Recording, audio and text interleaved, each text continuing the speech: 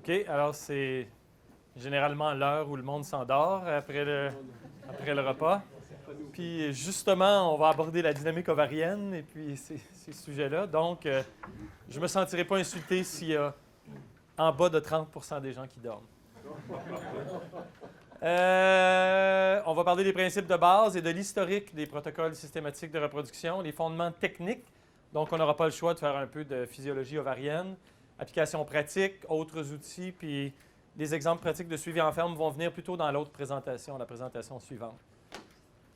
Pourquoi les protocoles systématiques de reproduction? D'un point de vue individuel, en vache individuelle, l'idée, c'est d'augmenter la chance de conception en forçant une insémination au moment opportun. Alors, quand on fait un diagnostic de gestation négatif et qu'on veut resoumettre la vache à la saillie, d'une logique individuelle, ça peut être pertinent d'adapter le protocole à la situation particulière de l'animal, soit la journée du cycle où elle est, si on la connaît, ou le fait que ce soit une primipare ou une multipare. Vous dites ça, primipare, multipare ici? Oui, OK, d'accord. Par contre, d'un point de vue troupeau, l'idée, c'est d'augmenter le taux de gestation en augmentant le taux de saillie et en maintenant des taux de conception acceptables par des protocoles qui font en sorte que des inséminations se font en continu et régulièrement. D'un point de vue troupeau, ça peut parfois être pertinent de faire des sacrifices sur des cas individuels d'animaux pour optimiser la faisabilité, l'applicabilité d'un protocole d'une façon régulière sur un troupeau. Bref, dans un troupeau de 100 vaches, je peux pertinemment utiliser un protocole dont je sais qu'il y a 15 des vaches qui n'y répondront aucunement, mais cette vache-là, la prochaine fois qu'elle va se présenter, risque de répondre. Et puis, comme je force des saillies, je finis par avoir un taux de conception un peu plus bas, mais forcer des saillies. Alors, c'est pour ça que la logique sur la réinsémination d'un animal individuel, d'adaptabilité du protocole à une situation particulière, on peut la sacrifier pour appliquer dans un troupeau quelque chose qui est plus systématique, et c'est logique de le faire. OK. On va parler d'histoire un peu. Au début, les protocoles synchronisés de reproduction, l'idée, c'était de diminuer le focus que tout le monde avait de façon maladive sur le taux de conception pour mesurer l'efficacité de la reproduction dans un troupeau et augmenter le focus sur le taux de saillie.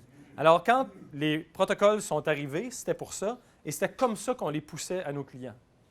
Ça a été une longue bataille, mais ça a donné des résultats. Ça, c'est la banque de données de DSA-HR.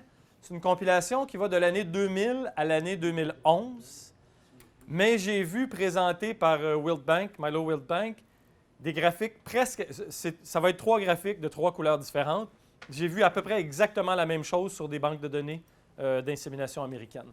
Alors, le taux de gestation avant les années 2000 et au début des années 2000 était cyclique dans la banque de données de DSA. Évidemment, ça baisse l'été, ça monte l'hiver.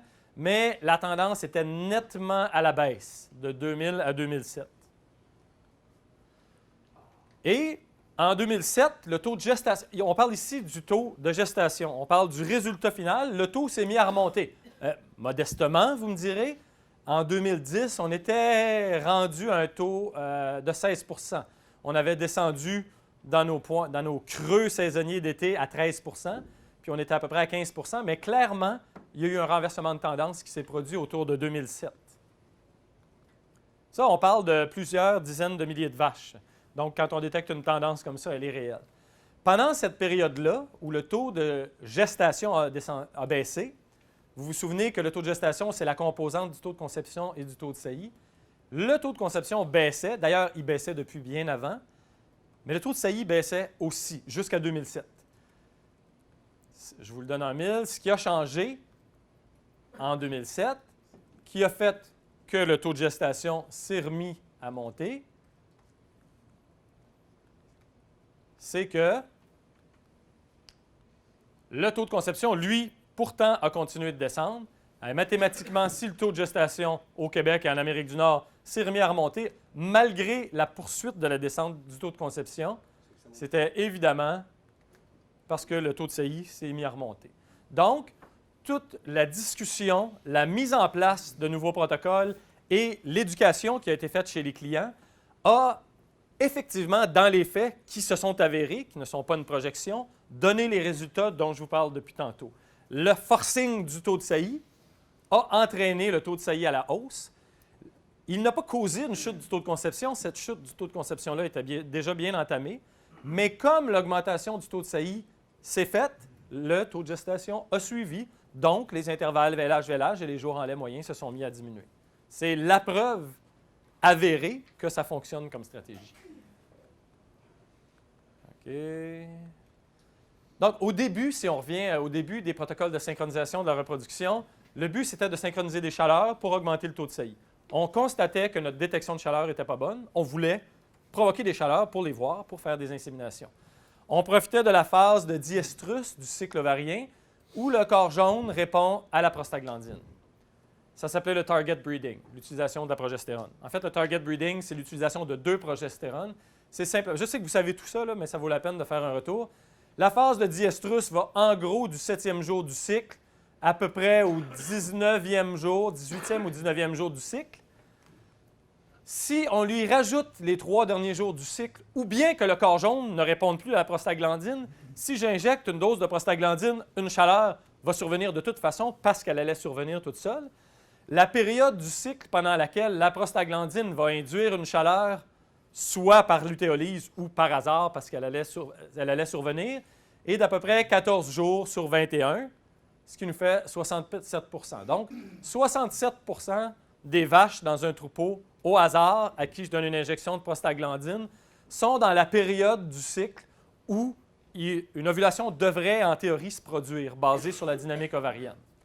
Donc, on devrait avoir, théoriquement, 67 % de chaleur après la première injection, en autant que ces vaches-là ne soient pas des vaches anovulatoires qui ne cyclent tout simplement pas. On parle de vaches qui cyclent.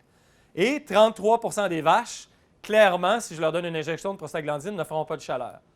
Bien, mathématiquement, comme la période sans effet est de 7 jours, si je fais 2 injections à 14 jours d'intervalle, si la première est tombée au début de ma période de non-éligibilité, la deuxième va tomber ici.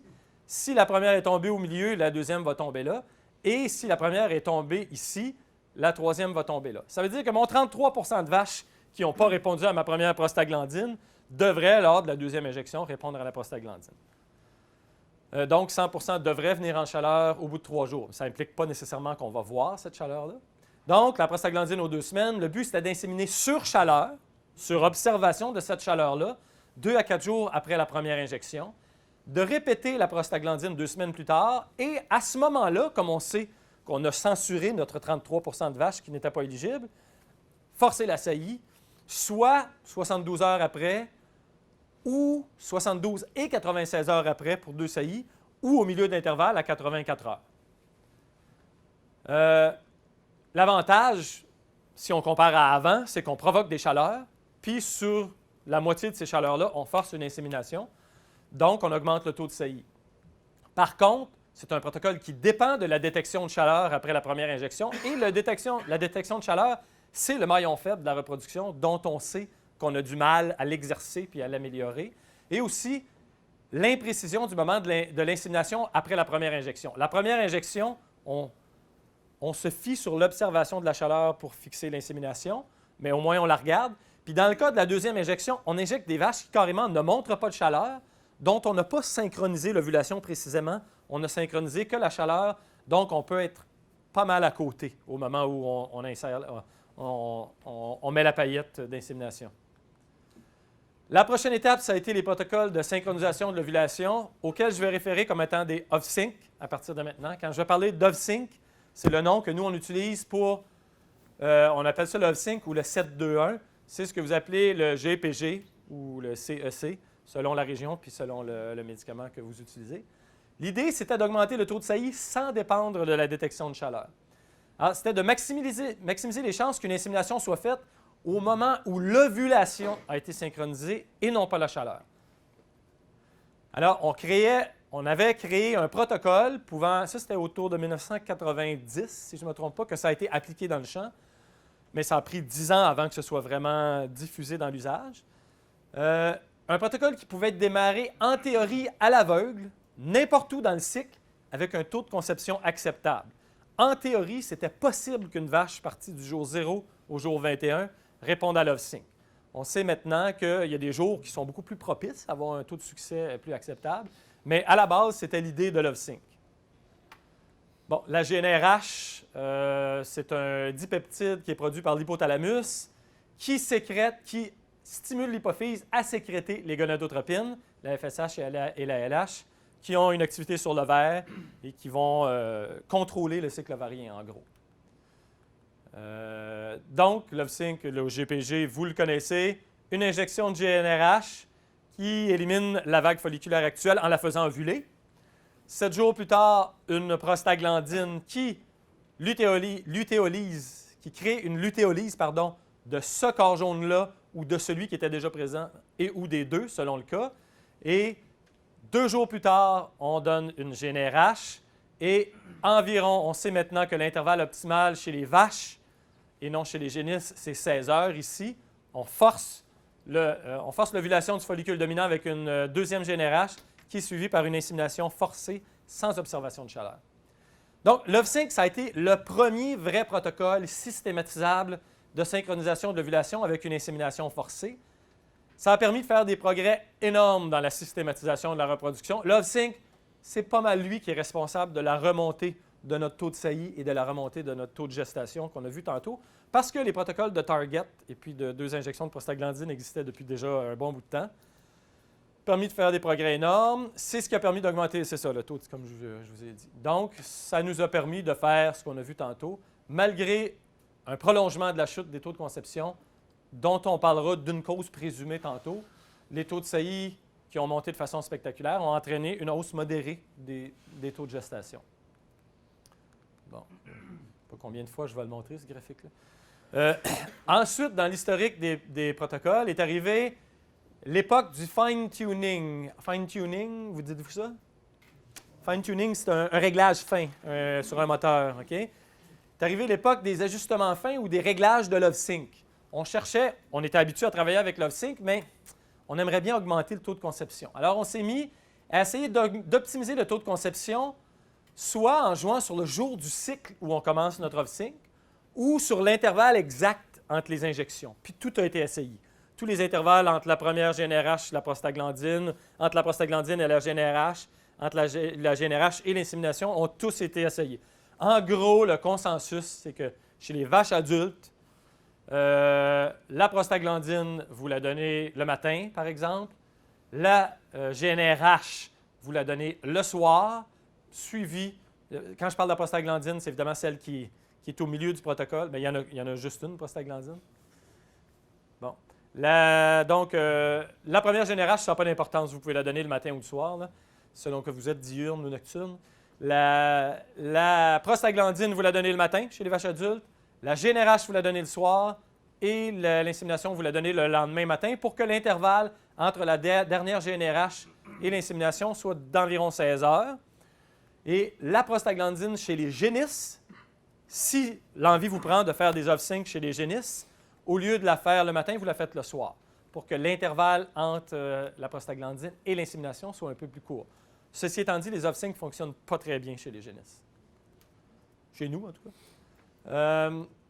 Il est arrivé aussi, toujours dans la logique de réglage fin de Lovesync, les protocoles de pré-synchronisation. Les protocoles qu'on fait chez la vache avant la fin de la période d'attente pour maximiser sa santé utérine avant Lovesync.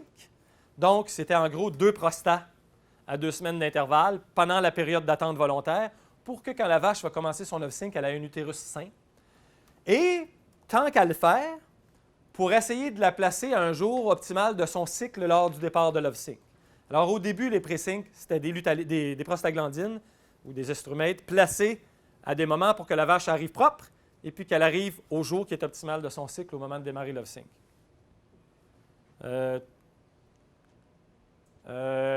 Qu'est-ce qu'on doit savoir de la dynamique ovarienne pour comprendre l'application de Lovesync et de ses variantes de réglage fin?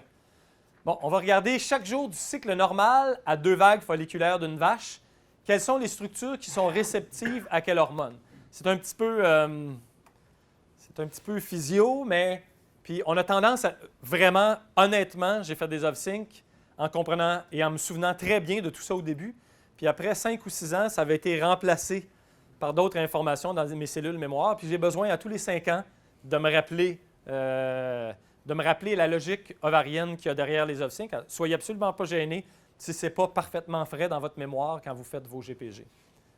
Mais ça vaut la peine de le regarder ensemble. La base, 80 des vaches ont 2 vagues folliculaires par cycle. À 10 millilitres et à 10 mm et plus, les follicules peuvent ovuler et former un corps jaune en réponse à la GnRH. On parle de la vache moyenne, d'accord? Puis généralement, c'est à partir du jour 5 et plus. Alors, voici notre vache au jour 1. OK? Elle a un nouveau corps jaune qu'on peut appeler un CH1, si vous voulez, parce qu'elle vient d'ovuler. Puis elle a une foule de petits follicules primordiaux qui ont 3 à 4 mm.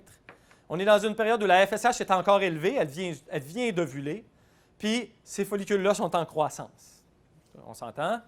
Jour 2, le corps jaune qui est cavitaire a augmenté en taille, il est à peu près en moyenne à 14 mm. Oups, il y a un des follicules ici qui commence à se démarquer. La plupart des follicules ont grandi, mais évidemment, il y a une foule de follicules. Vous savez que tous les mammifères femelles naissent avec tous leurs follicules primordiaux. Il y en a un certain nombre qui sont au stade de follicules primaires au début de chaque vague folliculaire, mais il y a un follicule ici qui va grossir plus vite que les autres. Le FD ici, c'est le follicule dominant. Notre corps jaune augmente de taille, commence à sécréter un peu de progestérone qui augmente, puis la FSH est de plus en plus basse parce qu'on s'éloigne du jour de l'ovulation. Jour 3, notre corps jaune est rendu à 16 mm. Wow, notre follicule dominant est suffisamment gros ici, à 8,5 mm, pour, par l'estradiol qu'il sécrète et l'inhibine, exercer une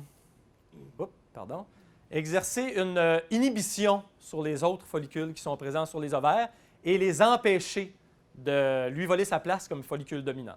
Donc, on est rendu au jour 3. La FSH est plus basse, mais elle est quand même plus haute que son niveau basal. Au jour 4, notre corps jaune est rendu à 2 cm, 20 mm, sécrète plus de progestérone. Mon follicule à 10 mm, il commence à acquérir des récepteurs ALH.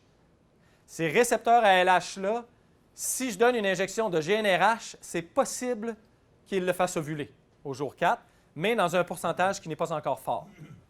La FSH, à ce moment-là, est à son niveau le plus bas. Je n'ai pas fait trop d'erreurs jusqu'à maintenant? OK, bon. Okay.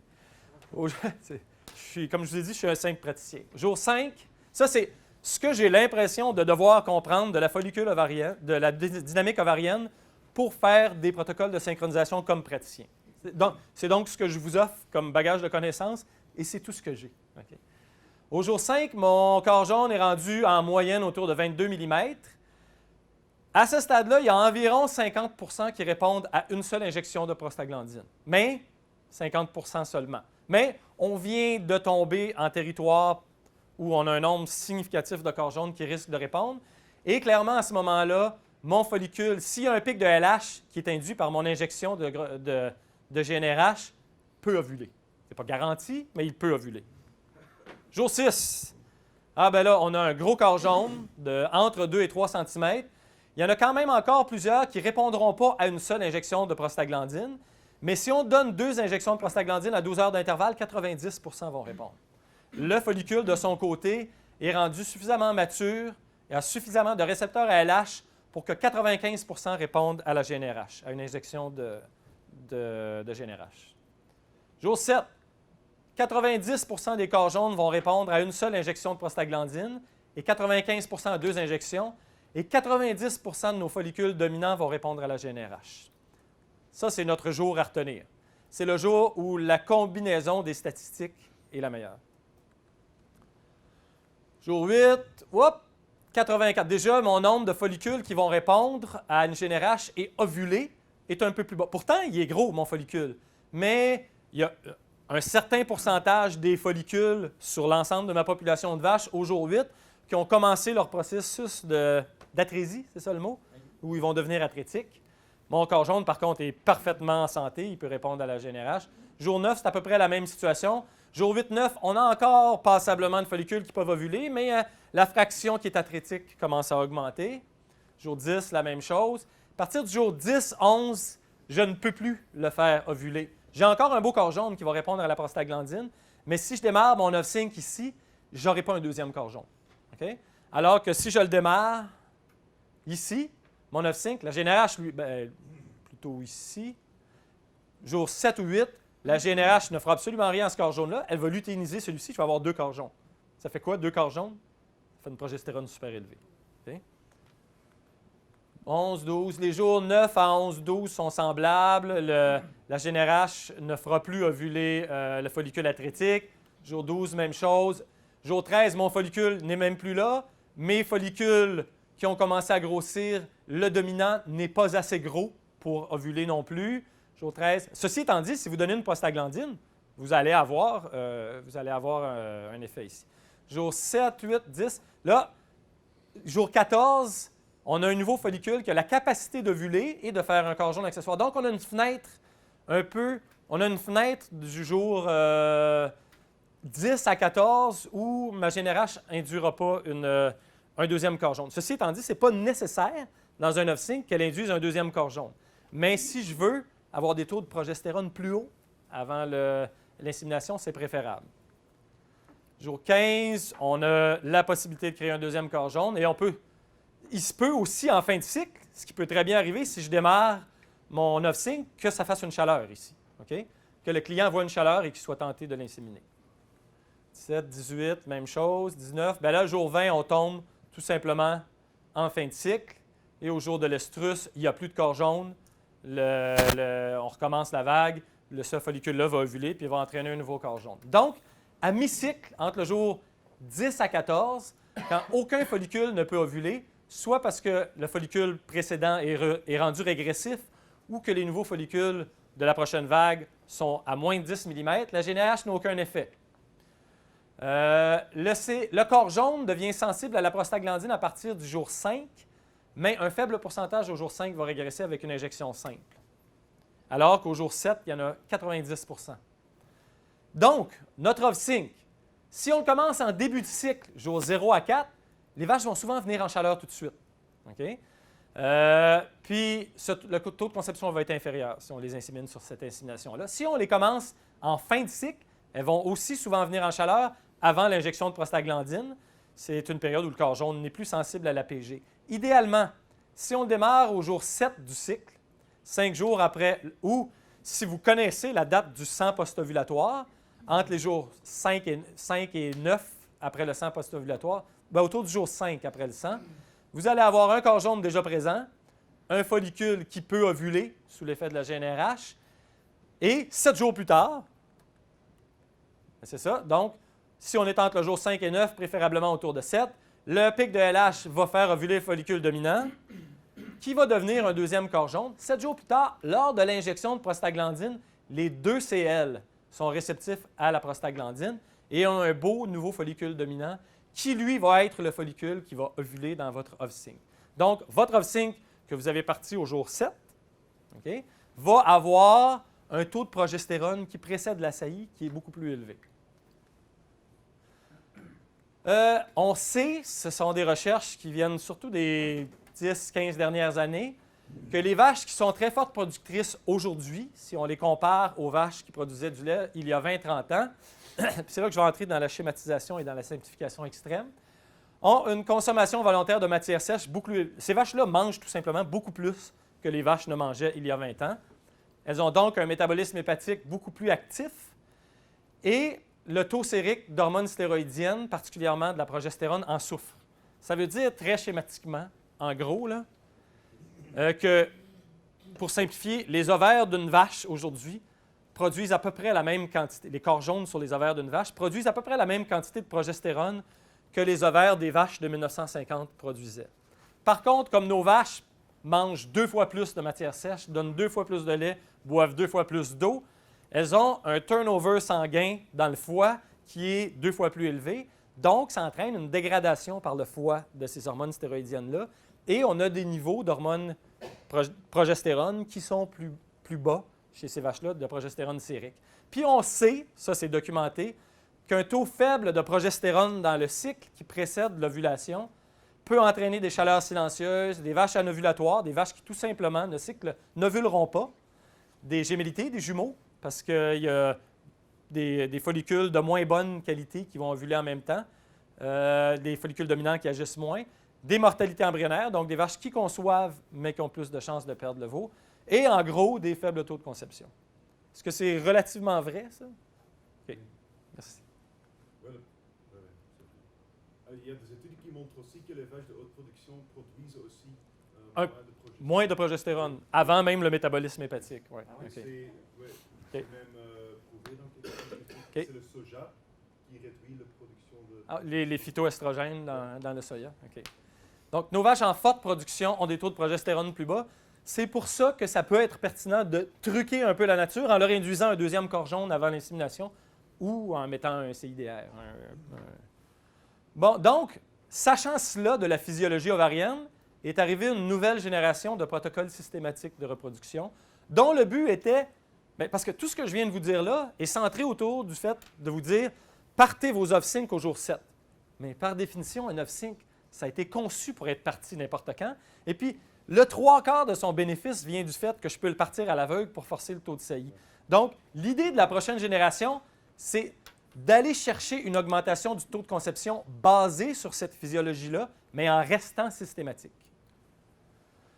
Donc, l'avenir des protocoles synchronisés de reproduction, où on veut s'en aller et où on a commencé à s'en aller depuis à peu près 2007, c'est qu'on veut augmenter notre taux de gestation en augmentant notre taux de saillie, mais aussi, pourquoi pas, en renversant la tendance de chute du taux de conception, en utilisant des protocoles qui optimisent le taux de conception. C'est là que sont arrivées les sirènes, que sont la sirène qui est le G6G et le protocole qui est le double sync, que sont arrivés le G6G et les double sync, qui étaient des protocoles qui nous amenaient exactement cette promesse-là. On va augmenter votre taux de conception tout en gardant de la systématisation. Alors, en gros, l'idée, c'est de synchroniser le G6G, OK? C'est de synchroniser les vaches pour commencer les off-sync entre le jour 5 et 8 sur un protocole qui dure 18 jours, qui est commencé à 42 jours en lait. Qui me parlait de ces G6G à 40... Oui, c'est ça, c'est exactement ça. On commence à 42 jours en lait. Systématiquement, toutes les vaches sont inséminées autour de 60 jours en lait. Ça fonctionne comme ça. C'est un GPG qui est précédé d'un PG et d'un G, dont le G est 6 jours avant. C'est pour ça que ça s'appelle G6G. Il y a G, 6 jours G. Okay? G6G. Donc, le G6G, ce qu'il va atteindre comme but, c'est de placer les vaches autour du jour 7 au moment où on démarre son off-sync. Par contre, le but d'atteindre une certaine proportion de la population de vaches qui a 2 corps jaunes accessoires, il l'atteint partiellement, mais il l'atteint pas si bien que ça. Et un autre inconvénient, c'est que il y a quand même pas mal de vaches qui vont exprimer une chaleur ici. 2 jours et demi, 3 jours après une prostaglandine suivie d'un GnRH. Vous vous souvenez, on a commencé ici à 42 jours, 43, 44, 45, 46. Le nombre de producteurs qui vont légitimement se laisser tenter et qui vont inséminer sur détection de chaleur, cette chaleur-là est non négligeable. Moi, quand j'ai commencé les G6G dans ma pratique, ça se faisait largement. C'est ce qu'on appelle le cherry picking. Okay, oh, elle a fait une belle chaleur, je l'insémine. Les autres, je les garde pour la fin du protocole. Celles qui font une belle chaleur, je les insémine. C'est un peu tôt, 46 jours, mais comme souvent, c'était des protocoles qu'on démarrait aux 2 semaines, aux vaches qui ont 42 jours et plus. Celle qui arrive à la fin de la fenêtre, elle a 42 plus 14, ça lui fait 56. Là, ben là, elle a 58 jours. Pourquoi j'attendrais la fin du protocole? Je l'insémine là. Sauf qu'on sait, la tentation est forte d'inséminer à la chaleur après les premières injections, c'est le cherry picking. Il y a un faible succès, surtout dans les troupeaux où il y a une forte population de vaches anovulatoires, beaucoup de vaches qui n'ont pas beaucoup de progestérone dans les cycles qui précèdent. Cette première insémination-là, son taux de conception n'est pas tellement bon. Puis les vaches qu'on insémine, qui n'ont pas été inséminées sur la première chaleur, c'est des vaches qu'on a un peu sélectionnées comme étant celles qui sont moins reproductrices parce qu'elles n'ont pas exprimé de chaleur. Puis là, le taux de conception à la fin du protocole n'est pas bon. Donc, dans le champ, quand on l'a appliqué, bien que ça ait été bien pensé, moi, j'ai trouvé ça très décevant. Il y en a qui ont des super bons résultats, puis j'en ai eu dans certains troupeaux, mais dans l'ensemble d'une population de vaches, j'ai été déçu par les G6G. Mais par contre, j'avais beaucoup de cherry picking. Ce n'étaient pas des protocoles dont la première saillie était forcée à la fin du protocole. Donc, est arrivé ensuite le double sync. Ça a été présenté, j'étais là, au congrès de l'AABP. En passant, AABP, American Association of Bovine Practitioners. Si vous avez sans doute des super bons congrès en Europe que je ne connais pas, mais moi, le meilleur congrès de praticiens que je connais pour des gens comme nous, c'est le congrès de l'AABP. Le membership de l'AABP pour les étrangers, puis au Canada, on est des étrangers, je pense que c'est autour de 95 US. Oui, c'est ça. C'est environ, ouais, c'est ça, environ 100 euros.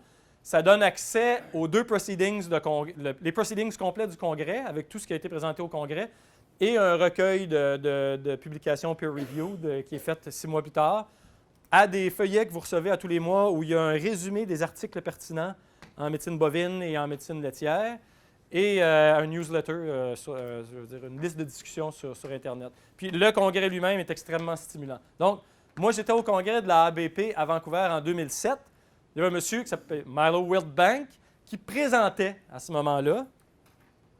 OK, l'idée du double off-sync, c'est ça, c'est d'induire un corps jaune accessoire qui va être présent au deuxième off-sync dans une forte proportion des vaches. Et évidemment aussi de synchroniser les vaches pour qu'elles soient autour du jour 7. Donc, on les place au bon moment du cycle. Elles ont une progestérone qui est plus élevée avant l'insémination. Et tout ça d'une façon systématique et calendrialisable. Donc, un système qui a une haute observance, c'est un mot un système qui a une chance d'être respecté par les clients. C'est facile, l'observance est élevée, ça synchronise les retours et puis il n'y a aucune injection le week-end. Je m'explique. Un double off-sync, oui, le mauvais côté du double off-sync, c'est qu'il y a 6 injections et qu'il dure 27 jours. Comme ça dure 27 jours, ce n'est qu'un protocole de première saillie. Commencez pas à faire des double off-sync au diagnostic de gestation négatif parce que vous repoussez. Évidemment, les 27 jours, une grosse partie des 27 jours vont être avant la fin de la période d'attente volontaire, donc ils ne vous font pas perdre de jours ouverts. Donc, on les démarre à partir de 33 jours en laisse, qui donne une saillie à 60 jours, ou si vous êtes sur un programme aux 2 semaines et que c'est vous qui partez les double off-sync, la plus tard va être partie à 33 plus 27, ça nous fait 60, donc à 74 jours. Un double off-sync parti aux 2 semaines dans un troupeau, ça donne des vaches qui sont inséminées en moyenne à 67 jours. Alors là, voilà, le double off-sync, GPG. Une semaine plus tard, GPG. Avec le protocole démarré un vendredi, vous n'avez aucune injection les week-ends. Et si vous le faites systématique, toutes vos premières saillies sont le jeudi. La valeur de ça, c'est que vos retours, vous pouvez focaliser votre observation de retour le jeudi et que vos vaches entre elles sont plus nombreuses à faire des retours centrés autour de la même journée. Donc, leur comportement œstral va être amplifié par le phénomène d'encouragement mutuel, si on veut. Et puis, il y a toutes sortes de façons. Ça, c'est la façon que j'utilise. Des double off-sync démarrés le vendredi avec des gestations à 32 jours le lundi. Ça s'intègre très bien dans une routine systématique où vous planifiez vos visites à la ferme de façon régulière. Moi, les lundis et les mardis, c'est 2 jours où je commence mes suivis à 7h30. J'ai un client qui a une salle de traite rotative GA 32 postes avec une barrière de tri à la sortie de la salle de traite puis une petite aire d'attente. Il garde les vaches qui sont à soumettre au diagnostic de gestation toutes les semaines. Ce troupeau-là, je le fais une fois par semaine, le mardi matin. Quand j'arrive à 7h30, il y a des vaches dans la salle d'attente qui ne sont pas là depuis trop longtemps parce qu'il termine sa traite vers 7h. Puis il y a des squeezes, les barrières. Non, le squeeze, c'est où la vache se prend, là, oui, c'est ça. Il y a 2 headlocks, 2 travails. Alors, j'examine une vache. Pendant que je l'examine, ils sont en train de sortir celle que je viens de faire. Je vais voir l'autre, je retourne à l'autre, je retourne à l'autre. C'est un troupeau de 230 vaches en lactation. Dans ce troupeau-là, toute la saisie de données est faite dans Dairyplan. Donc, j'arrive là, puis je peux faire tout le travail en 3/4 d'heure. C'est fait. Bon, c'est ça. Ça, c'est différents modes de calendrier selon la journée où vous démarrez votre double off-sync, où est-ce que vous pouvez faire votre diagnostic de gestation 32-33 jours. À partir de là, c'est de la cuisine de calendrier. Donc, le double off-sync, ça paraît idéal. C'est sorti dans le champ. C'est ça. Je suis allé à l'ABP en 2007 à Vancouver. Et puis, M. Wildbank l'a présenté, mais moi, on m'avait vendu les mérites du G6G quelques années avant, qui, bien qu'il soit un bon protocole, s'était mal appliqué dans ma pratique. Là, on arrivait puis on me parlait d'un protocole qui était une coche supérieure, mais qui nécessitait une injection de plus et qui était plus long. Je n'étais pas certain que j'étais prêt à embarquer de plein pied là-dedans. Puis d'ailleurs, mes collègues ne voulaient absolument pas, parce qu'on avait essayé le double off-sync. Puis bien que ce soit un bon protocole, ça ne fonctionnait pas bien dans notre pratique. À la clinique, ben moi, dans ma pratique, puis c'est une autre valeur des dossiers de santé, quand vous gardez des dossiers de santé dans votre suivi de troupeau, c'est que je fais de la recherche clinique à l'intérieur de ma médecine préventive. Je considère que ça optimise la valeur de nos dossiers de santé pour nous, pour répondre à des questions comme celle-là, pour nos clients, que ça intéresse beaucoup, puis pour la communauté laitière dans son ensemble. Je m'explique. Dans le cas du double sync. Puis aussi, la recherche clinique, ça me garde motivé. Vous le savez peut-être, en pratique bovine, des fois, la motivation peut fléchir. Puis, l'actif le plus important d'un praticien, selon moi, c'est sa motivation. C'est ce qui va continuer à le garder motivé puis à le faire avancer. Donc, moi et ma clinique, on avait déjà fait beaucoup d'efforts sur l'augmentation du taux de saillie. Des off-sync systématiques, on en avait beaucoup d'installés dans nos troupeaux. On avait fait notre petit essai avec le G6G qui était plus ou moins concluant. En 2007, à la conférence à Vancouver, j'ai vu Dr. Wilbank qui présentait ce qui n'était pas encore publié à l'époque. Ça a été publié en 2008. Un research, c'est ça qu'on voit aussi à l'ABP. Des gens qui nous présentent des choses qui ne sont pas encore publiées, mais qui sont super intéressantes. Ils nous présentaient le double off-sync comme étant le pré-sync de luxe qui booste la progestérone, okay? Et qui avait un avantage inexpliqué pour les primipares. Je me suis dit, bon, un protocole synchronisé avec un taux de conception élevé, ah ouais? OK, ouais. Puis là, j'avais l'expérience G6G qui était fraîche dans ma mémoire. Donc, en 2008, les papiers se mettent à sortir, puis Wilbank faisait une tournée de conférences où il présentait ça comme le meilleur pré-sync off-sync calendrialisable avec une optimisation du taux de conception, puis il présentait ces chiffres-là. Il disait que dans les grosses banques de données américaines, les inséminations sur chaleur naturelle, à ce moment-là, avaient des taux de conception de 25 à 35 %. Un off-sync seul donnait à peu près 33 %. Un off-sync après un pré-sync de luta-luta, ça donnait 41 %.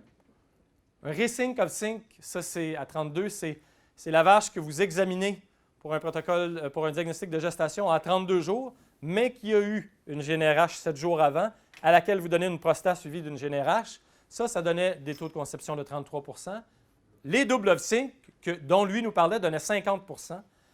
Par contre, il disait, lui, que les G6G donnaient 40 %, alors que celui qui les avait inventés, M. Pursley, qui est le même qui a développé l'off-sync au départ, lui disait qu'il donnait 50 % et qu'un off-sync CIDR, ça donnait 40 %. Mais ces chiffres-là de 50 %, c'était un peu comme les 50 % de Pursley à l'époque.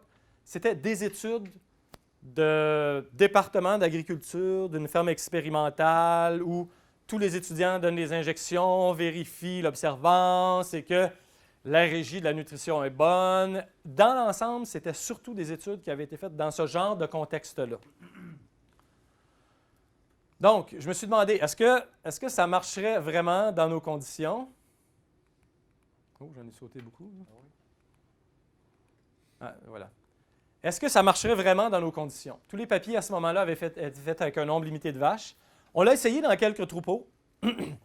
On avait l'impression clinique que c'était meilleur que les G6G pour le taux de conception. Probablement, surtout parce que ça évitait le cherry picking, mais possiblement aussi parce que le taux de conception était de façon inhérente meilleur. Mais on s'est dit qu'on aimerait bien le tester sur des grands nombres de vaches dans nos conditions à nous. Parce que, comme praticien, c'était ça ma question. Est-ce que ça va marcher dans des vrais troupeaux soumis à leurs contraintes de tous les jours si je l'applique de façon systématique? À ce moment-là, Zoetis, je sais qu'on est une journée MSD, puis j'ai fait plusieurs essais cliniques avec plusieurs compagnies, dont l'équivalent de MSD chez nous. Cette étude-là, c'était effectivement Zoetis, qui s'appelait Pfizer à l'époque, qui a collaboré avec moi pour la faire. Pfizer avait l'intérêt de contribuer à la discussion sur les protocoles synchronisés de la reproduction à ce moment-là. Et il voulait comparer ou positionner Factrel, qui est une GNRH, versus les autres GNRH sur notre marché.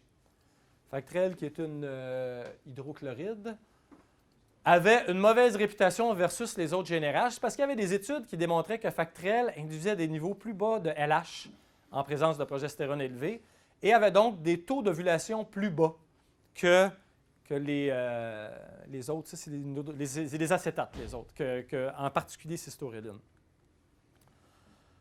Nous, à la clinique, c'était simplement de la fertiline qu'on utilisait. Puis sur le marché, en plus, certaines des études pouvaient avoir coïncidé avec des problèmes de contrôle de qualité chez Fort Dodge, qui est la compagnie qui faisait le Factrel plus tard. Des problèmes qui ont été assez sérieux pour que la compagnie les rapporte au Food and Drug Administration. Puis il y a d'autres études qui comparaient Factrel aux autres GNRH, à toutes les autres GNRH, qui ne montraient pas de désavantage pour la fertilité, bien qu'il y ait eu des désavantages dans le taux d'ovulation. Donc, j'ai conçu un essai clinique, comparaison du taux de conception lors de la première insémination suite au protocole Dublovsink, en utilisant soit le Factrel ou la fertiline chez les vaches laitières. Ça, je l'ai présenté à l'ABP à Albuquerque en 2013. Puis c'était le titre que, si vous cherchez dans les Research Summary, là, vous allez le trouver sous ce titre-là. Mon but à moi, c'était simplement de savoir, est-ce que ça marche, ce protocole-là, dans mes troupeaux à la première saillie? Le but à Zoetis, c'était de positionner Factrel versus Fertiline. Mais mon but officiel à moi, c'était pas ça. Je m'en foutais un peu, honnêtement, de la GNRH que j'utilisais. Donc, l'objectif, c'était d'avoir 3000 inséminations sur Dublovsink avec diagnostic de gestation. Pourquoi un si grand nombre? Ça, en passant, si vous voulez concevoir des essais cliniques dans votre pratique, c'est archi simple. Des calculateurs de taille d'échantillon, il y en a des centaines sur Internet qui sont gratuits. Vous mettez la différence du taux que vous voulez détecter. Ça peut être un gain moyen quotidien, ça peut être un taux de conception, ça peut être un niveau de progestérone. La différence que vous voulez être en mesure de détecter, la puissance que vous voulez. La puissance, c'est 100 moins le pourcentage de chance que la différence, si elle existe, vous échappe. Okay? Donc, 90 %, ça veut dire que l'erreur de type B va être de 10 % dans cette étude-là. Vous mettez l'erreur de type 1, qui est la certitude que vous voulez avoir que le résultat que vous avez trouvé n'est pas dû au hasard. Et vous mettez la variance pour ce caractère-là dans la population. C'est archi facile. Vous voulez doser le gain moyen quotidien chez les veaux. Vous allez sur Internet, PubMed, vous sortez les 10 articles les plus récents où il y a eu des gains moyens quotidiens de veaux, de mesurer. Vous regardez la variance qu'il y a eu sur les échantillons. Vous faites une moyenne de ces variances-là. Vous venez de trouver les chiffres pour faire votre test de taille d'échantillon. Moi, ça m'a donné 1500 vaches avec Factrel et 1500 vaches avec Fertiline. Donc, on a démarré l'étude. Les troupeaux qu'on démarrait, il n'y avait aucune exigence de performance de reproduction. On voulait que ça soit testé dans les pas bons et dans les bons, donc dans une moyenne représentative de notre population totale. On voulait par contre que l'entrée de données dans le troupeau soit faite dans DSA ou dans Lacté ou sur papier certifié pour notre système de lait canadien de qualité. On voulait que l'entrée de données soit fiable. On voulait que ce qu'on mesure, ce soit la réalité. Et on insistait pour que toutes les vaches à 33 jours en lait et plus, à chaque visite de médecine préventive, soient démarrées sur Dublovsink. Donc, le client devait accepter, en signant, qu'il allait se conformer à cette directive-là pour la première saillie. Les vétérinaires et les producteurs acceptaient d'utiliser dans DSA les macros que j'avais programmés pour le projet et les marqueurs que j'avais rentrés dans les dossiers de vaches. Donc, les clients, quand ils rentraient l'insémination sur DSA producteur, bien, quand le vétérinaire démarrait la vache, il utilisait les macros qui étaient soit Factrel ou Fertiline. Et quand l'inséminateur rentrait l'insémination, il y avait un marqueur dans l'insémination qui disait que la vache était sur le projet et quel GNRH elle avait eu. Les visites devaient, dans ces troupeaux-là, être aux 2, 3 ou 4 semaines, mais jamais plus, pour refléter la réalité des suivis qu'on faisait. Les vêtres devaient valider le suivi des protocoles à chaque visite. J'ai conçu une feuille, c'est ça qui est lourd quand on fait un protocole d'essai clinique, c'est d'encadrer le déroulement du projet. Alors, j'ai conçu une feuille de validation où les vétérinaires vérifiaient le nombre de doses qui avaient été utilisées à chaque visite et que les inséminations avaient bien été rentrées correctement. Et les clients changeaient de produit selon que les mois étaient pairs ou impairs, pour l'ensemble du troupeau. L'idéal, c'est d'alterner les vaches. Okay? Une vache reçoit un produit, une vache... Mais sur un protocole qui dure 27 jours, qui déborde d'un mois à l'autre, c'est un petit peu difficile. Quand on conçoit un essai comme ça, il faut aller jusqu'à la limite de la pureté qu'on veut mettre dans la rigueur scientifique, jusqu'à ce qu'elle nuise suffisamment au bon déroulement du projet pour que ça compromette les résultats. Moi, j'ai jugé que de faire inséminer dans un troupeau Factrel pendant que l'autre inséminait à la fertiline et de changer le mois suivant pour que l'effet climat soit réparti entre les troupeaux et que la période soit suffisamment longue pour que tous les troupeaux soient exposés pour chaque produit à au moins quelques mois d'été et d'hiver, j'ai trouvé que c'était une randomisation suffisante.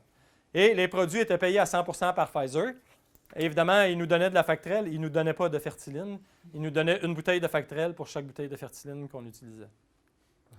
Les résultats, j'ai eu 2620 vaches sur Dublovsink forcées avec une insémination dans les délais acceptables et un diagnostic de gestation dans 40 fermes. Ah oui, parce que quand j'ai démarré le projet, le vet technique de Zoetis a demandé à ce qu'on inclue aussi des fermes de la faculté vétérinaire. Okay? peut-être pour donner une légitimité accrue au projet. Puis c'est Nicolas Tison, qui est un ami à Dominique, qui a encadré la partie faculté. Mais c'était mon bébé, le projet, mais lui a encadré la partie faculté. Oui, qui a travaillé chez Dominique.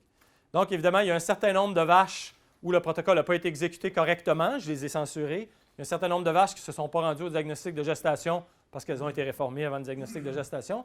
Mais le nombre de vaches qui ont eu double off-sync correct, insémination et diagnostic de gestation, c'était 2620. Environ 65 vaches par ferme. Jour en lait moyen au double off-sync, 38. Vous voyez, on devait les débarrer à 33 jours aux 2 semaines, ce qui devrait en moyenne donner à peu près 40, parce que puis ça a été 38. La parité moyenne, c'était 2,4 lactation. À la faculté, on avait 1500... la faculté de Quaticook, c'est ça? À la clinique à Quaticook, on avait 1534 vaches, puis à l'Université de Montréal, il y en avait 1086. Le taux de conception brut chez nous a été de 42,2 % et puis il était de 38,6 % à l'université, évidemment, parce que nos troupeaux sont mieux suivis que les leurs. Non, c'est tout simplement à cause de l'échantillon de troupeaux qui a été choisi. Le taux de conception global brut pour les 2 sites était de 40,7 %. Il y avait vraiment un effet de la parité. Il y avait 850 primipares et 1770 multipares. Les primipares avaient 48,7 % de taux de conception, puis les multipares avaient 37 % de taux de conception. Évidemment, on est dans DSA. Chez nous, on rentre toutes les données de santé dans DSA. Donc, je ne me priverai pas de voir s'il y a un effet de la rétention placentaire ou de la métrite. Il y avait 322 vaches avec rétention placentaire ou métrite et 2298 sans. Ça, c'est celles, évidemment, qui sont rapportées. On ne présume pas qu'elles sont toutes rapportées, mais c'est celles qui sont rapportées qu'on mesure. Le taux de conception brut chez les vaches qui avaient eu une rétention placentaire ou une métrite versus celles qui n'en avaient pas eu était significativement différent. Donc, la santé utérine, oui, ça a un impact sur le taux de conception à la première saillie, en double off-sync aussi. Puis, rappelez-vous, le double off-sync, c'est un protocole qui a 2 injections de prostaglandine dedans. Donc, visiblement, 2 injections de prostaglandine dans une population générale, ça ne semble pas suffisant pour annuler l'effet d'une métrite sur le taux de conception.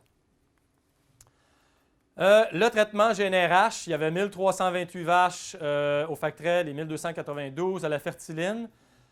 Les taux de conception bruts étaient de 40,4 % pour Factrel et de 41 % pour fertiline. Il y avait la différence qu'on a détectée à 76 % de chance d'être due au hasard. Donc, il n'y a effectivement pas de différence dans notre test statistiquement significative entre ces 2 GNRH-là. On ne parle pas des autres GNRH-là. Oui, je vous fais fi de toute l'analyse statistique détaillée avec les modèles faits dans Proglimix de Sachs. OK. Donc, ma question de praticien à moi, est-ce que le double off-sync forcé à la première insémination donne des taux de conception bonifiés dans nos conditions de champ à nous? Ce n'était pas le but primaire officiel de l'étude, mais c'était mon but primaire à moi, et oui. Ça vaut de l'or pour un praticien. Avoir une question fondamentale sur une pratique centrale à son exercice, la tester de façon rigoureusement scientifique, puis arriver à une réponse où il peut inférer sur sa population à lui, pour moi, c'est un kick qu'on dit là, chez nous. Là. Je vois que ça a l'air à vous exciter beaucoup aussi. Okay. Est-ce qu'on peut s'attendre à constater la forte différence de taux de conception précédemment rapportée entre les primipares et les multipares dans nos conditions à nous? Ce n'était pas le but primaire de l'étude, mais il semble que oui. Un double off-sync, puis ça s'est confirmé dans beaucoup d'autres études par la suite, ça colle terriblement bien chez les primipares et pas si bien que ça. Ça colle un peu mieux qu'un taux de base d'un off-sync, mais pas tant chez les multipares. C'était pas lié à la fréquence de métrique ou une rétention différente chez les multipares et les primipares? Bien, on a testé les interactions dans notre modèle. Si c'était le cas, il y aurait une interaction entre mon RPME et puis la parité, puis il n'y avait pas d'interaction. Je ne sais pas si je me trompe, je ne sais pas si c'est de la statistique. Ça, c'est on appelle ça à l'ABP, il y a un atelier qui s'appelle comme ça, de la Barnyard Epidemiology, de l'épidémiologie d'arrière-cour de grange. Mais en gros, c'est ma façon de le comprendre.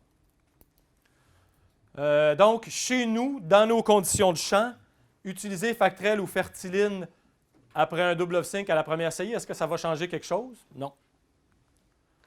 Le taux d'ovulation plus bas précédemment rapporté pour Factrel ne s'est pas traduit par un taux de conception plus bas après un double of sync dans la première saillie.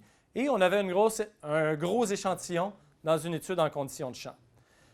Je vous rappelle que chez nous, le taux de conception à cette époque-là, à la première saillie, était de 35 %. Le taux moyen dans la banque de données et à la clinique, quand on fait un rapport multi-troupeau, était de 35 %. Et on a atteint dans cet échantillon-là une moyenne à notre clinique à nous de, je pense que c'était 41,6 % tantôt. Donc, on a eu une différence en pointage d'à peu près 5 à 6 points de pourcentage. Et ce qu'on voyait souvent dans les suivis, parce qu'on continue à faire le suivi dans ces troupeaux-là, c'est que c'est des troupeaux où le taux de conception était semblable ou inférieur le taux de conception à la première saillie, et puis, whoop, on avait une inversion.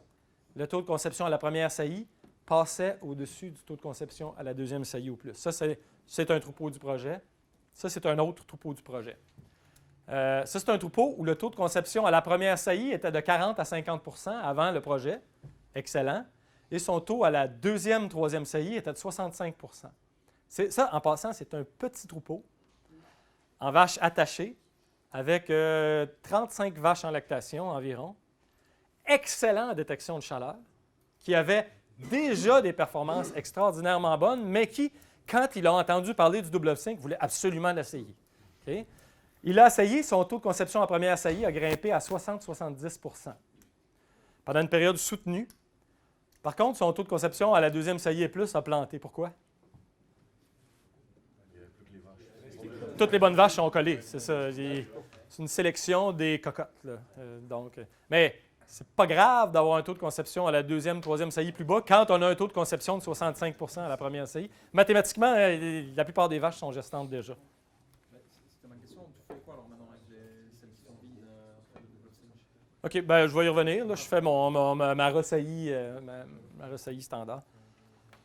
OK, donc une augmentation relative de 5 à 6 points de pourcentage. 5 points si on prend l'ensemble d'échantillons, puis 6 points si on prend notre clinique à nous. C'est 5 sur 35, ça donne 14 % d'augmentation. Donc, 14 % d'augmentation relative du taux de conception par rapport à ce qu'on avait avant. Ça confirmait ce qu'on voyait cliniquement. Puis, il ne semblait pas y avoir de différence entre les deux produits, Factrel et Fertiline.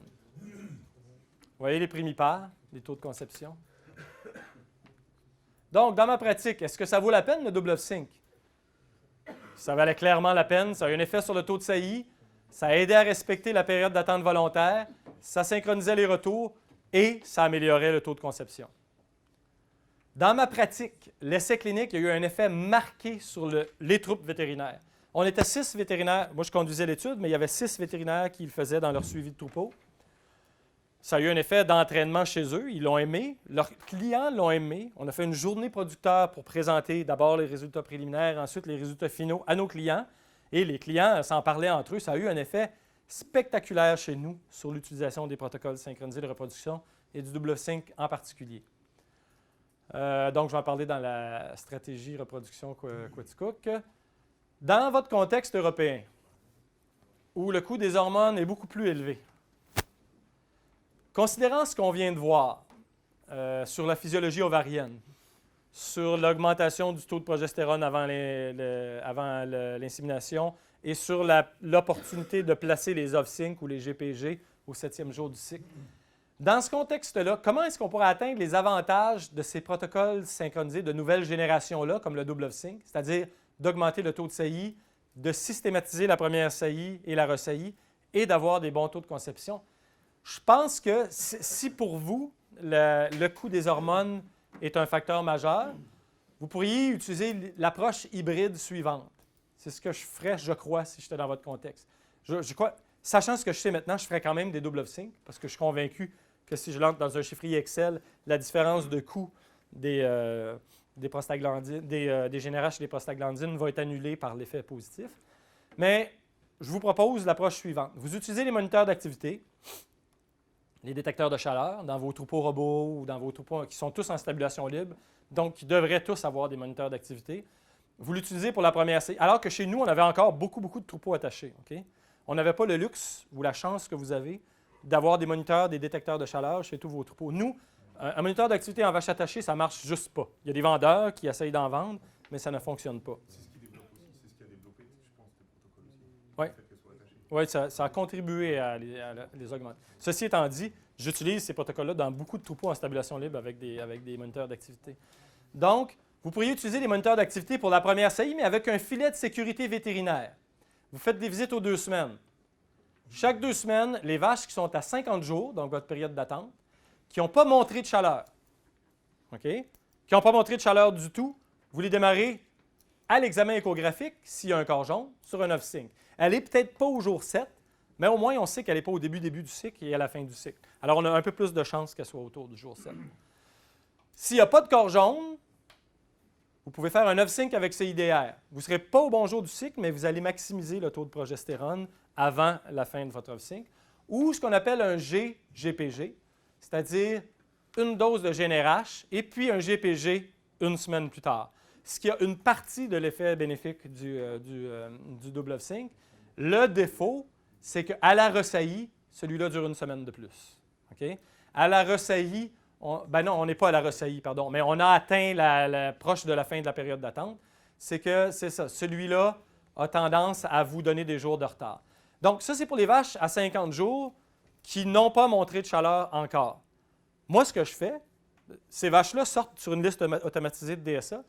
Si elle a eu une chaleur au moniteur d'activité il y a 3 ou 4 jours, donc à 47 jours, et que mon client utilise bien son moniteur d'activité, on la laisse aller.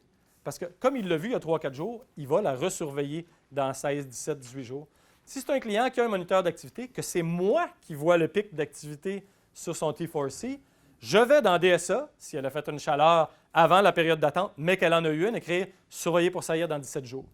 Elle va donc sortir dans ma grille de calendrier de chaleur pour être inséminée dans 17 jours. Ça me permet d'utiliser son moniteur d'activité, de l'optimiser, de l'aider à l'utiliser sans forcer, sans faire de forcing de protocole. Puis c'est ça. Si elle n'a pas montré de chaleur et qu'elle n'a pas de corps jaune, probablement, pour la vache à Nestrus, c'est mieux d'y aller avec l'Ovsync CIDR. Puis pour la vache à la ressaillie, okay, parce que là, vous faites aussi vos diagnostics de gestation, bien, vous l'encouragez à les attraper, évidemment, les retours avec son moniteur d'activité. Il n'y a rien de mieux que d'attraper la vache à son retour, parce qu'il n'y a que 21 jours qui se sont écoulés. Par contre, s'il ne les a pas attrapés et que vous faites des diagnostics de gestation négatifs, ce qui n'arrive jamais chez le monsieur qui était là hier, là, OK?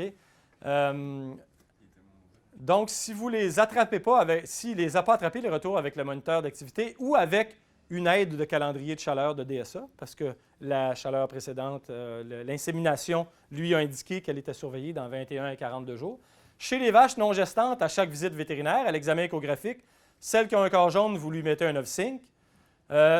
Puis là, comme on est en ressaillie, bien, c'est ça, c'est le contraire. Ici, comme celle-là n'a pas atteint sa période d'attente, c'est pertinent de lui faire un GGPG ou un Ovsync CIDR. Mais ici, c'est vraiment beaucoup plus pertinent de lui faire un Ovsync CIDR parce qu'il va durer que 7 jours. Donc, on a une bonne partie des bénéfices du programme Double Ovsync. On n'a aucun programme à 6 injections là-dedans. C'est tous des programmes à 3 ou à 4 injections. On valorise le moniteur d'activité. Il n'y a pas que des avantages, par contre. C'est une approche hybride qui est un peu moins systématique, donc qui demande une attention et une motivation plus soutenue de l'éleveur et du vétérinaire, mais qui me paraît probablement la meilleure approche dans les circonstances. On est moins dépendant des protocoles hormonaux, mais on leur fait une place. On choisit des protocoles moins longs, avec moins d'injections, mais qui sont optimisés dans leur planification. Par contre, il y a une trappe. Il y a une trappe, c'est que ce n'est pas systématique totalement. Donc, vous risquez de tomber dans des périodes de l'année où va glisser, son observance du moniteur d'activité va baisser, puis à peu près toutes les vaches vont être mises sur protocole. Si ça se produit tout le temps, mettez-le sur Double Ovsync. Okay. Si ça se produit rarement, mais que dans certaines périodes de l'année, ça se produit, c'est un bon teachable moment. Regarde, j'ai été obligé de partir plein de GPG et puis de GPG CIDR. Ça veut dire quoi? Ça veut dire que ces jours-ci, tu utilises moins bien ton moniteur d'activité. Essaye de t'en servir un peu plus. Okay? Ou ça peut vouloir dire que les vaches ne font pas de chaleur, donc c'est pertinent qu'on leur mette des GPG avec CIDR. Ça garde le canal ouvert, mais c'est moins systématique que de juste partir des Double Ovsync aux 2 semaines tout le temps. Il y a plus d'écueils possibles avec un protocole comme celui-là. Ce type d'approche-là, c'est justement l'approche qui a été comparée dans un papier qui a été publié cette année, qui a été fait par une étudiante de Steven Leblanc, qui est fort sympathique, entre autres. José, Denis Robichaud, ils ont comparé une approche hybride, comme je viens de vous décrire, à la première saillie, à des double off-sync systématiques. Il y avait 2 troupeaux avec 998 vaches au total. Alors, c'était soit moniteur d'activité permis avec double off-sync qui s'applique à 70 jours, off-sync GPG simple. OK? Donc, d'un côté, il y avait les moniteurs d'activité, chaleur naturelle, si elle en a eu une, à 70 jours, si elle n'en a pas eu, on lui fait un GPG. Puis, de l'autre côté, c'était des double off-sync systématiques à 70 jours. Bien, pour inséminer à 70 jours. Et dans chaque vache, celle qui avait une boucle d'oreille paire avait le moniteur d'activité plus le love-sync, et celle qui avait une boucle d'oreille impaire avait le double love-sync. Dans 2 troupeaux, toutes les vaches ont été parfaitement randomisées. Donc, c'est ça la moitié. Voilà. Qu'est-ce que ça a donné? L'approche dans ce troupeau-ci, l'approche double love-sync a donné un taux de conception plus bas que le moniteur d'activité plus off-sync, incluant les vaches qui ont été inséminées sur moniteur d'activité et les vaches qui ne l'ont pas été, qui ont été mises sur un off-sync. Et dans l'autre troupeau, le taux de conception sur le double off-sync était statistiquement significativement plus haut que le taux de conception sur le moniteur d'activité et l'off-sync. Puis ça, ici, c'est cows pregnant. OK, c'est les vaches gestantes à 88 jours en lait. Il y avait dans un troupeau une différence significative en faveur du moniteur d'activité avec off-sync. Dans l'autre troupeau, il n'y avait pas de différence. Puis il y avait une différence entre les 2 troupeaux pour le pourcentage de succès des vaches qui concevaient avec le moniteur d'activité et l'off-sync. Ce que ça nous dit, c'est que cette approche-là, comme je vous disais, ça peut donner des résultats comparables à un double off-sync. C'est simplement un peu plus compliqué à appliquer. Donc, la raison pour laquelle j'appliquerais ça, si j'étais à votre place, c'est que je trouve que ça répond à la logique de physiologie ovarienne qu'on a vue, ça répond à la logique des protocoles systématiques. Je trouve que ça fait des injections moins nombreuses considérant le coût de vos hormones et que j'ai lu un papier qui me prouve que c'est comparable à un double off-sync quand c'est fait correctement. Donc, c'est ça, c'est une bonne idée, mais ça va donner des résultats variables selon le troupeau, comme on a vu, selon le pourcentage de vaches ovulatoires. Plus il y a de vaches anovulatoires dans le troupeau, plus il y a de chances que ces vaches-là ne montrent pas de chaleur au moniteur d'activité ou ne répondent pas bien à un off-sync simple. Et évidemment, ça va donner des résultats variables selon l'efficacité d'utilisation du moniteur d'activité par le client. Bon, juste d'autres points en vrac qui concernent les protocoles synchronisés de reproduction. L'anestrus postpartum, ce n'est pas ça la vraie définition physiologique, mais en gros, on parle d'une vache qui n'a pas de cyclicité ovarienne. La définition terrain, c'est une vache dont je prends deux échantillons de progestérone à 14 jours d'intervalle, donc dont une des 2 devrait tomber dans la phase diestrus et dont aucune des 2 n'a un taux de progestérone en haut de 2 nanogrammes par millilitre. En fait, bref, d'un certain seuil qui m'indique qu'il y a un corps jaune actif. Il y a une grande variation de pourcentage de vaches en anestrus dans les troupeaux laitiers, de 5 à 30 si on prend l'ensemble des papiers qui ont été faits sur des troupeaux dans des situations normales, puis dans certaines situations problématiques, il peut y avoir jusqu'à 50 de vaches en anestrus. Bien, quand il y a 50 de vaches en anestrus, votre moniteur d'activité détecte l'activité de la vache qui a été en estrus. Donc, s'il y a 50 de vaches qui ne font même pas d'estrus, la marche est basse pour détecter un grand nombre de chaleurs. Donc, les moniteurs d'activité que j'adore et que je considère un outil essentiel en stabulation libre ne sont pas la panacée, puis souvent vont devoir être accompagnés d'un filet de sécurité géré par le vétérinaire idéalement. La fréquence d'anestrus élevée. Quand la fréquence d'anestrus est élevée d'un troupeau, si vous travaillez en détection de chaleur, ça va être tout simplement un désastre. Si vous faites du target breeding, ça va être très faible comme efficacité. Si vous faites des off-sync systématiques, l'efficacité va être faible. Des G6U, elle va être faible à moyenne. Des double off-sync, une efficacité moyenne. Puis des off-sync avec CIDR, une efficacité acceptable, mais pas bonne. Donc, la solution, quand vous avez un troupeau qui a des anestrus élevés, si c'est aucune de celles-là, c'est quoi? Bien, ça, c'est le cas où il faut s'intéresser au taux de conception, où il faut corriger les facteurs de régie, de nutrition, de transition, de stress, de bâtiment, etc., qui ont un impact sur le taux de conception. Mais bon, sachez que dans l'intervalle, quand vous voulez continuer à faire concevoir un peu de vache, c'est probablement le CIDR ou le PRID, je ne sais pas ce que vous avez sur vos marchés, qui est l'outil à utiliser. Kyste ovarien folliculaire. Le premier kyste folliculaire de la lactation, j'ai fait un essai clinique là-dessus, moi. L'Ovsync fonctionne aussi bien sur une vache kystique que sur une vache normale. Puis moi, j'avais fait un essai, bien ça avait déjà été démontré. Moi, je voulais voir si de ponctionner le kyste avec une aiguille pour en retirer le liquide, ça augmentait le taux de succès de l'Ovsync. Parce que c'est quelque chose qui se faisait dans ma pratique quand je suis arrivé.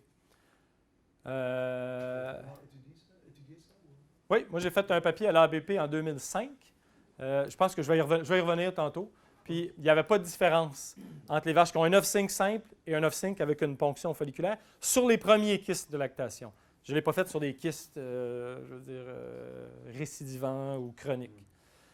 Les protocoles chez les taures, que vous appelez des génisses, bien, tout d'abord, les protocoles synchronisés de reproduction sont beaucoup moins nécessaires chez les génisses que chez les vaches parce que la détection de chaleur fonctionne beaucoup mieux.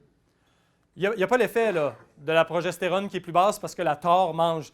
Une vache laitière mange beaucoup plus qu'une vache laitière mangeait il y a 50 ans, mais une génisse laitière qui ne donne pas de lait, donc pas plus de pas de lait que les génisses laitières d'il y a 50 ans, n'a pas le problème d'un taux de progestérone beaucoup plus bas.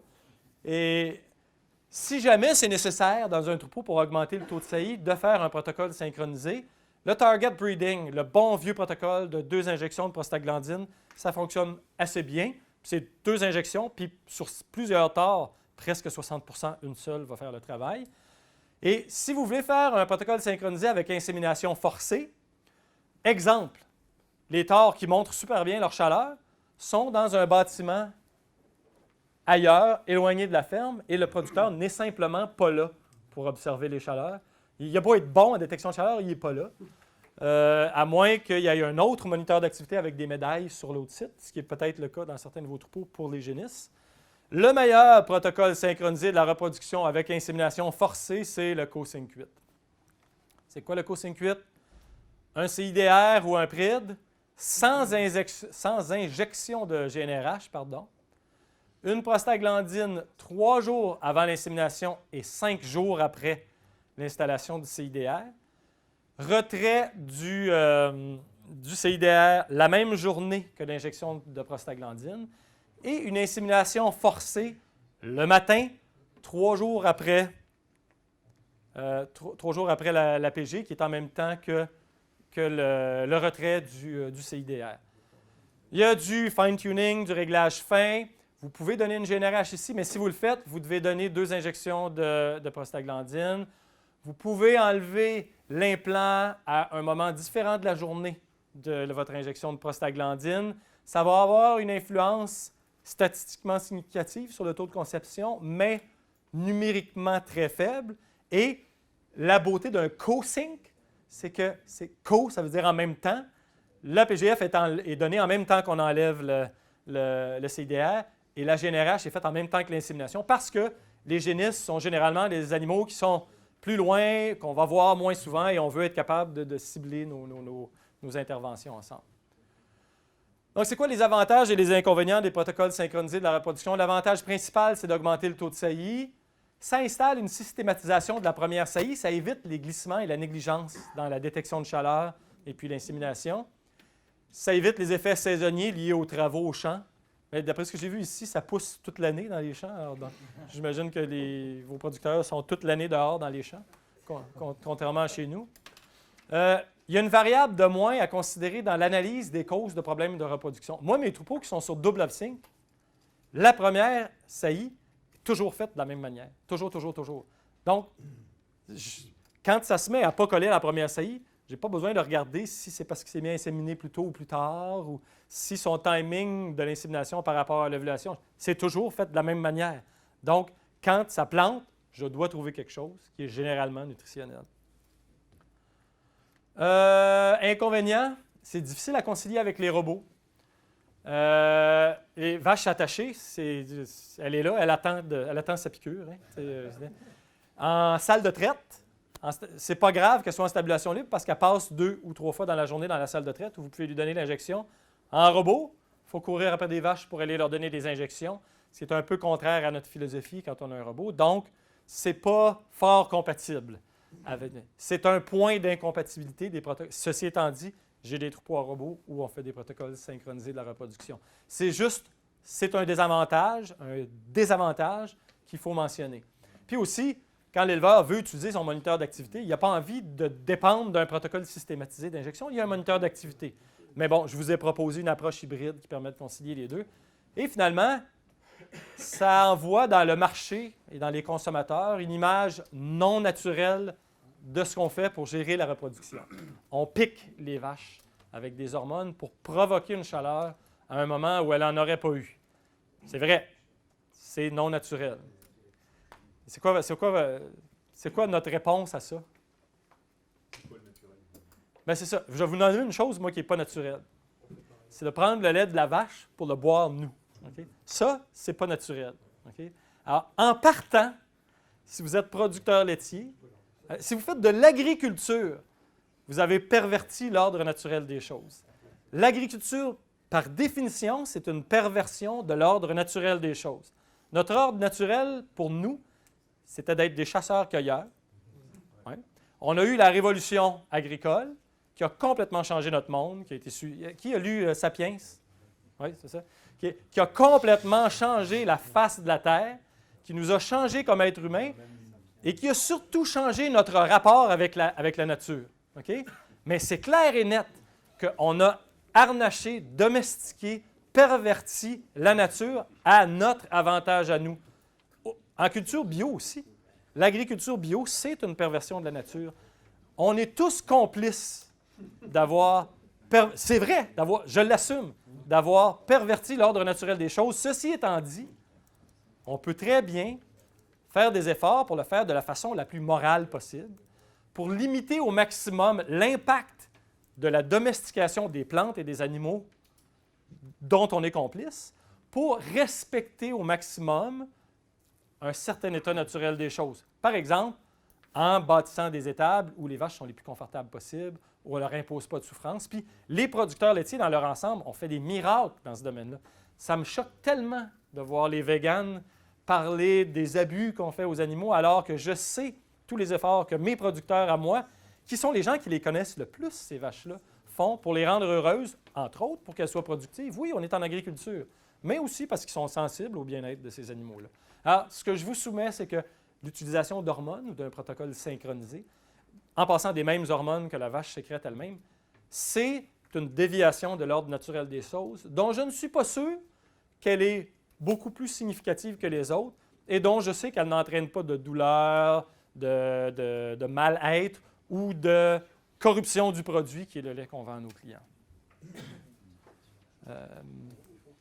Ça, en passant, cette réflexion-là, je trouve qu'en 2018, comme professionnel qui œuvre dans le domaine de la production laitière ou de l'agriculture tout court, c'est important de la faire, ne serait-ce que pour d'assumer le rôle qu'on joue chez nos clients. Bon, c'était très technique, cette partie-là. Est-ce qu'il y a des questions sur les côtés techniques? Oui?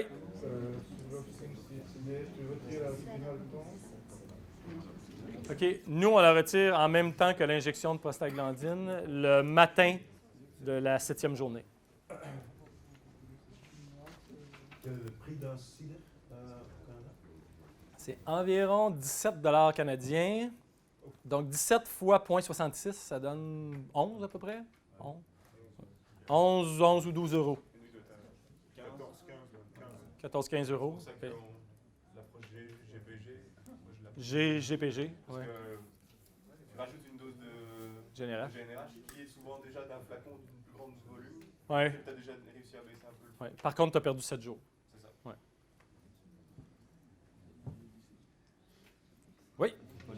C'est plus sur ta présentation de ce matin, tu nous as dit que les endométrites, tu conseilles de les regarder à 28-42 jours.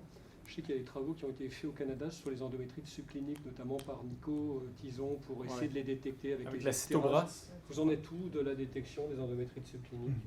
absolument nulle part. Moi, j'ai jamais touché une cytobrosse de ma vie, ni ne m'en suis introduit une dans un orifice corporel non plus. Je trouve ça très intéressant. Je vois difficilement, dans un contexte systématique où j'essaie d'être le plus efficace possible dans mes... Je dis pas que ça se fait pas, parce que il y a bien des choses que je fais aujourd'hui dont j'étais certain que c'était ridicule de vouloir les appliquer, mais j'en suis pas au point. J'ai peut-être pas accordé suffisamment d'intérêt aux travaux qui ont été faits. Mais voilà, c'est la réponse honnête que je peux vous donner. Je pense que Saint-Hyacinthe, justement, Nicolas me disait que n'utilise pas la cytologie, mais utilise le test d'estérase. Ouais. Il n'y a pas une réelle corrélation avec la cytologie, mais il y a une corrélation par contre avec le gain reproducteur à traiter une estérase positive. C'est les bandelettes urinaires, vous savez, pour les PME. Ils passent ça dans l'utérus. Et s'il y a une positivité, ils considèrent ça comme une endométrite subclinique. Ça prend un montage un peu compliqué parce qu'il faut que la bandelette ne sorte que dans l'utérus, donc il faut une double gaine. Il faut une gaine pour aller dans l'utérus, donc la gaine flexible, et la gaine plus en dur pour protéger pendant le passage du col utérin, prendre vraiment au niveau des cordes.